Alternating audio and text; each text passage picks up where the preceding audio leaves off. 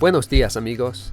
My name is Tom Stanley, Tomas to my Spanish teachers, and today I'm here to tell you about the Great Philadelphia Taco Tour of 2023. I hope you enjoy this story, and once you've heard it, I hope you go out and experience some of the fantastic tacos that Philadelphia has to offer. Let's start with a little background. I graduated with a close group of friends back in 2007 from Susquehanna University in Selinsgrove, Pennsylvania.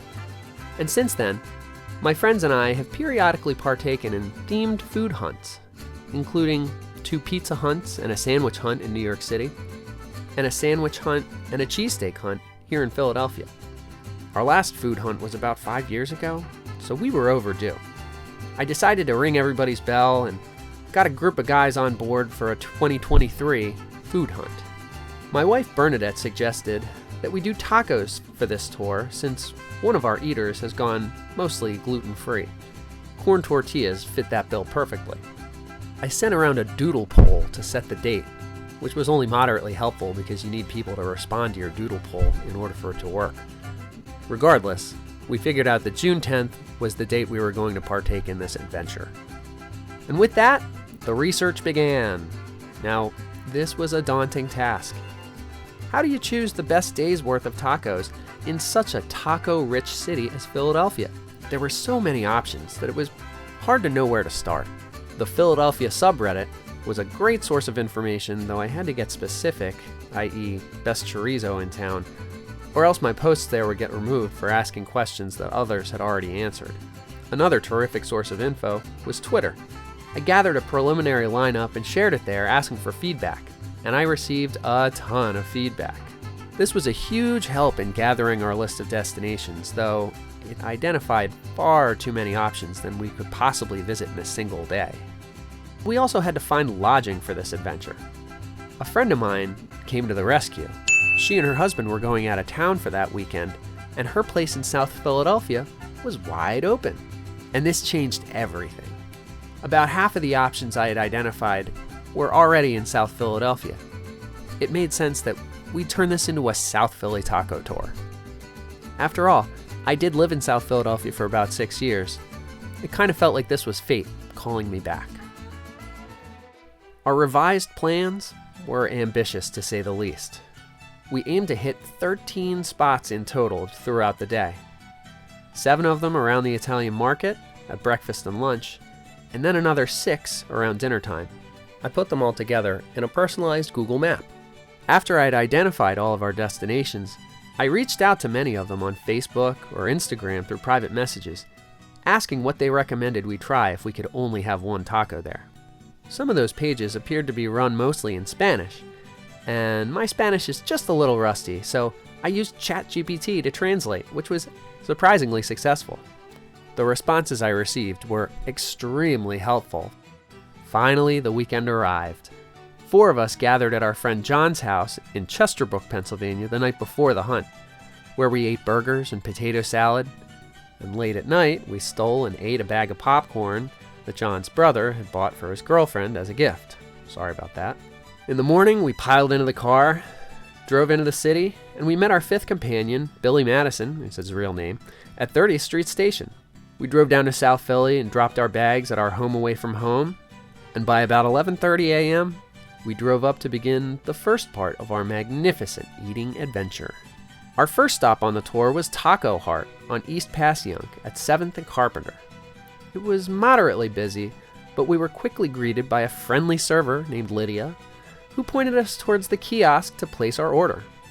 Then we watched them make fresh tortillas while we waited. I had messaged them before we visited, and they recommended the Migas tacos. They called them the thing that you just can't get outside of Texas. Crushed tortilla chips in scrambled eggs, with tomato, onion, and cilantro topped with cheese and avocado. These were delicious tacos, bursting with flavor and so big that they were almost halfway to being burritos. From here, we were on foot, and our second stop was the highly anticipated South Philly Barbacoa at 9th and Ellsworth, a relatively new location for the Christina Martinez restaurant that earned her a James Beard Award. Here again, we watched fresh tortillas being made while we waited for our meal. We got the Barbacoa de Borrego tacos, which is barbecued lamb. These had a nice, slightly smoky flavor with great texture from the somewhat coarse tortilla mixture. And we were very excited when Chef Christina approached our table and let us take a photo with her. Our next stop on the tour was just up the block at Adelita Taqueria. I'd contacted Adelita ahead of time, and they also recommended their barbacoa de borrego. This was the first place where we encountered the obstacle of 3 tacos per order, which meant we needed 2 orders and somebody had to eat the extra taco. This round, I took one for the team. These were delightful, very flavorful tacos. The consensus among us was that these stood up to the South Philly barbacoa tacos and were maybe even superior. Our next stop was just a few doors down, with a storefront that was so nondescript that we walked right past it at first. This was Taqueria La Prima. Here we opted for chorizo tacos. There was a minor miscommunication between our friend John and the guy behind the counter.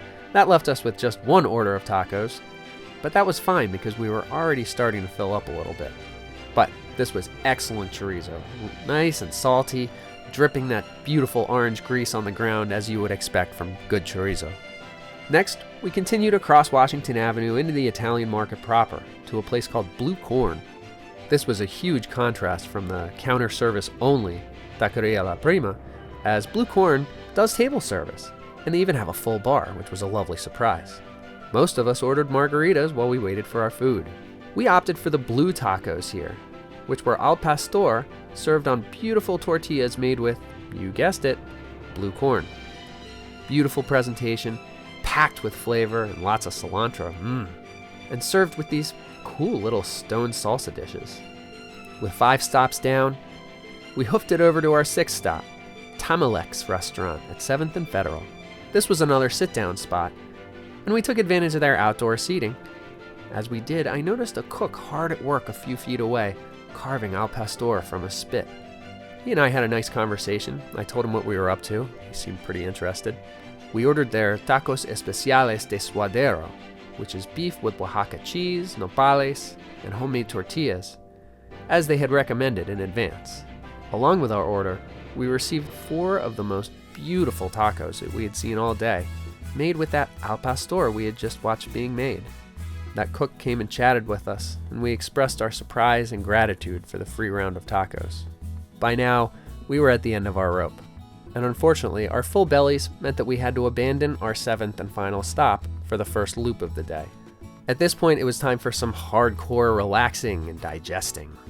We tucked into the couch, we watched the new season of I Think You Should Leave, we commented on the very interesting Isaiah Zagar tiles in the staircase, and we made tequila drinks with, I think that's Gatorade? There was no way we were getting back out for another 6 taco spots for dinner. Not to mention, Kelsey was still recovering from a broken foot, which he injured while dancing at a Nelly concert a few months ago. But there were a few places that I really wanted to try that evening. One of them was Juana Tamale on Passyunk, just east of Broad Street. So I called in 2 orders of their birria tacos, and I picked them up about 20 minutes later on foot. The guy inside was super friendly. I'm not gonna lie, you guys, these were my favorite tacos of the day.